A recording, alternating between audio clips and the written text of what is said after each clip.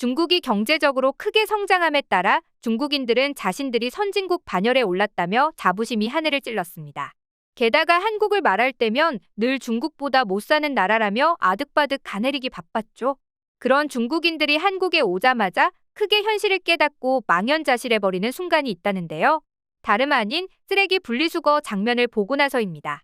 한국인들에겐 그저 평범한 일상인데 중국인들이 이 장면에 이토록 충격받는 이유는 뭘까요? 자세히 알아보도록 하겠습니다. 알다시피 중국 쓰레기 무단 투기는 심각한 수준입니다. 지금 보시는 이 영상, 쓰레기장이 아니라 사람이 살고 있는 아파트 단지의 모습인데요. 중국의 고층 아파트가 들어서면서 일부 몰상식한 주민들이 창밖으로 온갖 쓰레기를 던지는 바람에 벌어진 일들이죠. 문제는 그런 주민들이 한두 명이 아니라는 데 있습니다. 이에 따른 인명피해 역시 적지 않게 발생하고 있는데요. 길을 걷다 공중에서 낙하한 쓰레기에 맞아 병원 치료까지 받았다는 뉴스가 심심치 않게 들려오곤 하죠. 낙하물에 맞아 야외 주차장에 세워놓은 자동차 앞 유리가 파손되는 경우도 비일비재한데요. 보시다시피 주민들이 창밖으로 던진 일회용 그릇, 담뱃값, 음식물 등 각종 쓰레기들로 아파트 공터는 흡사 쓰레기장 같은 모습입니다. 중국 아파트 내에 쓰레기통이 없는 걸까요? 결코 그렇지 않습니다. 중국인들 대다수가 쓰레기를 처리하는 건 종업원이나 환경미화원들이 처리하는 몫이라고 인식하기에 벌어지는 일들인데요. 심지어 일부 중국인들은 쓰레기를 처리하지 않는 것이 저소득 노동자에게 일자리를 제공하는 것이라고 생각하는 경우도 있다고 합니다. 하지만 이는 어디까지나 변명일 뿐 중국인들의 처참한 시민의식과 이기심을 보여주는 행동일 뿐이죠. 이에 중국 내에서도 고층 건물 쓰레기 투기에 따른 처벌 기준을 강화해야 한다는 목소리가 커지면서 2020년 관련 법안이 생겨나기도 했습니다. 하지만 최근까지도 아파트 단지 내에서 담배꽁초에 맞아 화상을 입은 사례, 25층 아파트에서 낙하한 쓰레기에 맞아 생후 3개월 영아가 사고를 입은 사례들이 잊을만하면 들려오고 있죠. 사실 중국인들의 이런 악질적인 쓰레기 투기는 하루 이틀 일이 아닙니다. 안에서 새는 바가지 바깥에서도 샌다고 중국인들은 해외여행을 가서도 쓰레기를 아무데나 버리는 행위로 눈총을 받고 있는데요. 하여 중국인들이 한번 머물고 간 자리에는 폭풍이 휩쓸고 간마냥 온갖 쓰레기들이 나뒹구는 모습들을 볼 수 있죠.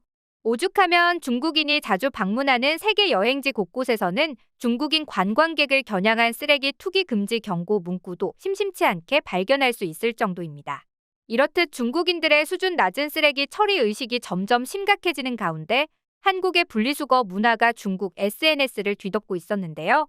특히 많은 중국인들은 한국에선 쓰레기를 버리는 데에도 돈이 드는 걸 보고 깜짝 놀라는 반응을 보이고 있었습니다. 14억 중국인들을 충격에 빠뜨린 한국의 분리수거 영상들 함께 보실까요? 아래는 한국인 남편과 결혼하여 한국에 7년째 거주하고 있다는 한 여성이 올린 영상입니다. 한국의 쓰레기 봉투라는 걸 보여드릴게요. 한국에선 쓰레기 봉투를 사려고 해도 돈을 내야 하죠. 그리고 구역이 다 나뉘어져 있어서 꼭 자기 구역의 쓰레기 봉투를 구매해야 해요. 10개 중국 돈으로 22안 정도인데 꽤 비싼 가격입니다. 그런데 이렇게 하지 않으면 최대 100만 원의 벌금을 맞을 수 있기 때문에 꼭 여기에 담아서 버려야 해요. 그리고 보다시피 구체적인 주소에 따라 배출 시간과 장소도 정해져 있습니다. 한국에서 쓰레기 한번 버리려 해도 지켜야 할 게 많습니다. 또 다른 영상에선 한국에서 음식물 쓰레기를 배출하는 방법을 소개하고 있었는데요. 한국에선 음식물 쓰레기를 버리려고 해도 돈을 내야 합니다. 카드 같은 걸로 지불하면 되고 얼마를 내면 되는지는 무게를 측정해보면 가격이 나옵니다. 하지만 뭐니 해도 중국인들이 가장 충격받는 부분은 멀쩡한 가구들까지 내다 버리는 것이었는데요. 심지어 이런 가구를 버릴 때도 대형 폐기물 스티커를 구매해서 부착해야 한다며 놀라워했습니다. 한국에선 이런 가구를 버리려고 해도 돈을 버는 게 아니에요. 오히려 돈을 더 내야 해요. 매트리스 버리는 가격은 60위안 정도입니다. 나머지 거울이나 탁자 같은 물건들도 버리는데 몇십 위안이 들어요. 한국에선 이런 부피가 큰 물건을 버릴 땐 쓰레기 처리 비용이라고 해도 돈을 내야 합니다. 요즘 제가 사는 빌라에서 누군가 이사하는데 멀쩡한 물건들을 엄청 많이 내놓았네요. 맘 같아선 제가 다 제 집으로 가져가고 싶어요. 하지만 집이 너무 작아서 놓을 자리가 없네요. 그도 그럴 것이 중국에서 이런 가구들은 수거하러 다니는 직업이 있을 정도로 수요가 많습니다. 적은 금액이지만 돈 주고 팔 수 있는 물건을 오히려 한국에선 돈을 내고 버린다는 점에 깜짝 놀라는 것이죠.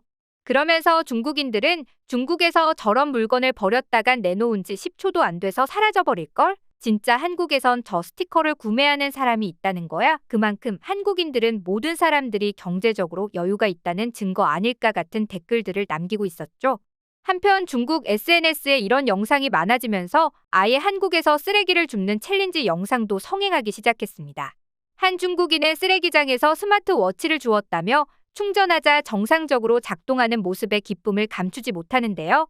또 다른 중국인은 소형 폐가전 수거함에서 상태가 좋아 보이는 스피커를 발견했다며 음질도 너무 멀쩡한데 대체 이런 걸 왜 버리는지 모르겠다며 의아해하는 반응을 보이기도 했습니다. 중국 동영상 플랫폼에선 아예 이와 비슷한 한국 쓰레기통 보물찾기라고 하는 해시태그까지 인기를 누리는 중이죠. 한편 한국인에 대한 편견이 있었던 한 중국인의 솔직한 고백이 파장을 일으키기도 했는데요. 여긴 내가 사는 곳이고 여긴 정말로 이렇게 해. 먼저 모든 쓰레기를 각각 다른 종류로 구별해야 해. 투명한 플라스틱, 일반 플라스틱, 비닐, 캔, 유리, 음식물, 스티로폼까지. 처음에는 나도 헷갈렸는데 이젠 일상이 되었어. 한국인들은 공공질서와 위생을 지키기 위해 각자 많은 노력을 하는 것 같아. 이 점만 보면 분명 중국보다 훨씬 앞서 있다는 생각이 들어. 또 다른 중국인은 길거리에 쓰레기통이 발에 채일 만큼 많아도 쓰레기가 들끓는 중국과 달리 한국엔 길거리에 쓰레기통이 잘 없음에도 불구하고 무척 깨끗한 모습에도 깜짝 놀랐는데요. 저 지금 야쿠르트를 사 먹고 버리려고 하는데 몇 시간째 쓰레기통을 발견하지 못했어요. 근데 여러분 그거 아시나요? 길거리에 쓰레기통도 하나도 없는데 길거리는 엄청 깨끗해요라며 한국인들의 시민의식에 감탄하는 모습이었죠. 알다시피 한국은 28년 전부터 쓰레기 분리수거 의무화를 시작해 현재는 일상 속 분리수거 습관이 자연스레 자리 잡게 되었습니다. 한국에서는 장소를 불문하고 발생한 쓰레기는 각자 처리하는 것이 원칙인데요. 그만큼 한국인들의 분리 자리수거에 대한 시민의식은 전 세계에서도 높은 편입니다. 하지만 살펴봤듯 중국에선 음식물과 플라스틱 일반 쓰레기 할 것 없이 하나의 쓰레기 봉투에 대충 묶어 아무데나 투기하고 있죠. 그렇다 보니 자국과 엄청 다른 한국의 분리수거 문화를 직접 경험해보고는 깜짝 놀라는 것인데요. 그도 그럴 것이 쓰레기 버리는 데의 비용도 만만치 않게 들어가는데 아무도 불평불만 없이 자발적으로 분리수거에 동참한다는 점에 크게 충격을 받는다고 합니다. 한편 한국에 좋아 보이는 건 뭐든 따라 해야 직성이 풀리는 중국은 몇 년 전부터 분리수거도 따라서 시작했는데요. 사실 앞서도 관련 시도를 아예 안 했던 것 아닙니다. 중국에서도 환경보호 문제가 대두되면서 2000년대 초반 재활용 제품을 활용해 생산비용 절감하는 환경보호 캠페인을 벌였으나 국민들의 철저한 무관심 속에 제대로 시행되지 못했죠. 결국 중국은 쓰레기 재활용 정책을 포기하고 매립이나 소각으로 전환하는 도시들이 점점 늘어나게 되었는데요. 그런데 지난 2019년부터는 정부 주도 하에 본격적으로 분리수거가 시작됐습니다. 상하이시 정부는 지난 2019년 7월 1일부로 상하이시 생활쓰레기 관리 조례를 시행하고 나섰죠. 이 조례에 따르면 시내 거주자는 누구나 쓰레기를 재활용품, 유해 쓰레기, 젖은 쓰레기, 마른 쓰레기 등 4종으로 분리하여 버려야 하는데 이를 지키지 않을 시 50위안에서 200위안에 이르는 벌금을 내야 하는데요.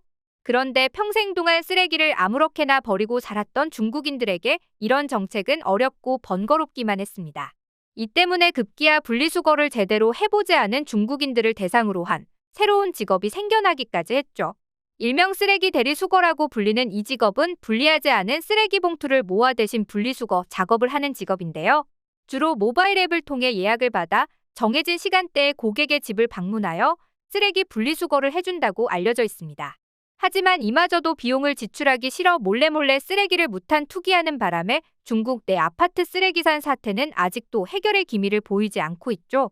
이러니 중국인들 입장에선 한국의 쓰레기 분리수거 장면을 보면 비현실적으로 느껴진다고 말하는 것도 이해가 되는데요. 이쯤 되면 중국은 무작정 한국의 분리수거 제도부터 따라하는 것이 아니라 자국의 시민의식부터 점검해봐야 하는 것 아닐까요?